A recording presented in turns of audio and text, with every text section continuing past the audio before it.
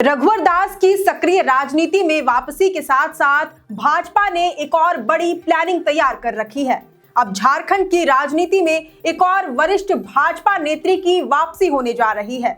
एक तरफ रघुवर दास के जरिए भाजपा ओबीसी और जनरल वर्ग को साधने का प्रयास करेगी, तो वहीं दूसरी तरफ अपनी एक बड़ी नेत्री के जरिए पार्टी नए सिरे से आदिवासियों पर फोकस करेगी। इन दोनों के तालमेल से इस बार भाजपा पूरे फॉर्म में नजर आने वाली है। लेकिन कौन है भाजपा की वह बड़ी नेत्री और पार्टी उनके जरिए आदिवासियों को कैसे साधेगी? तो चलिए आज के इस रिपोर्ट में हम इस विषय पर विस्तार से चर्चा करेंगे। जोहार, आप देख रहे हैं लोकतंत्र 19 और मैं हूं आपके साथ अंशु। झारखंड के पूर्व मुख्यमंत्री रघुवर दास, जिन्होंने पड़ोसी राज्य उड़ीसा में राज्यपाल के पद से इस्तीफा दे दिया और अब राजनीति में फिर से वापसी करने जा रहे हैं।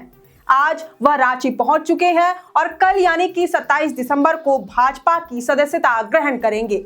रघुवर दास के जरिए भाजपा अब पूरी तरह से ओबीसी और जनरल वोटरों पर फोकस करेगी। साथ ही सांगठनिक गठजोड़ में माहिर रघुवर दास को पार्टी संगठन में मजबूती प्रदान करने की जिम्मेदारी सौंपेगी।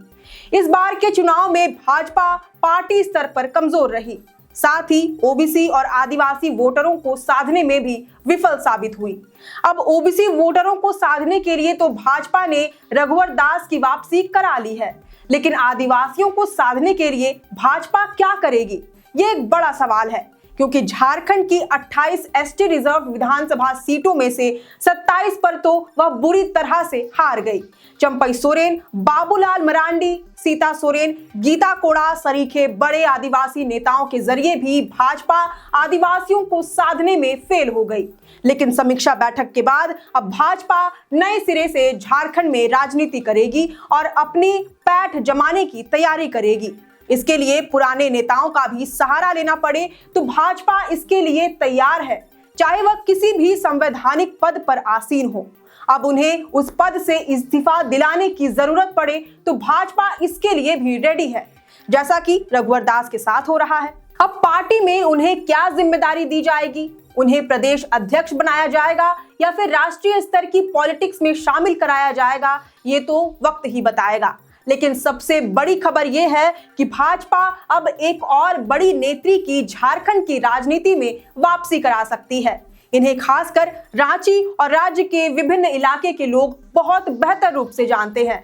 इस भाजपा नेत्री का नाम है आशा लकड़ा। जी हां, रघुवर दास के बाद अब संभावना बन रही है कि भाजपा आशा लकड़ा की भी झारखंड की सियासत में वापसी करा सकती है। आशा लकड़ा फिलहाल राष्ट्रीय अनुसूचित जनजाति आयोग की सदस्य है।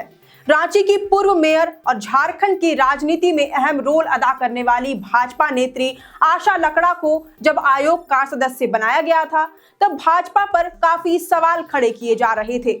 लेकिन माना जा रहा था कि उन्हें पूर्व मुख्यमंत्री बाबूलाल मरांडी को भाजपा के सबसे बड़े आदिवासी नेता के तौर पर प्रोजेक्ट करने के लिए साइडलाइन किया गया था। अब क्योंकि इस रणनीति पर भी पार्टी विफल हो गई, इसलिए आशा लकड़ा पर दांव खेले जाने की संभावना बढ़ गई है।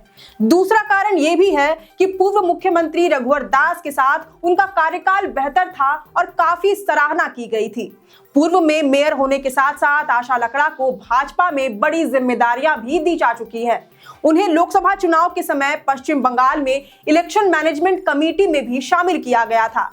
वहीं इससे पहले मध्य प्रदेश में विधानसभा चुनाव के दौरान आशा लकड़ा को मुख्यमंत्री का नाम तय करने की जिम्मेदारी भी सौंपी जा चुकी है।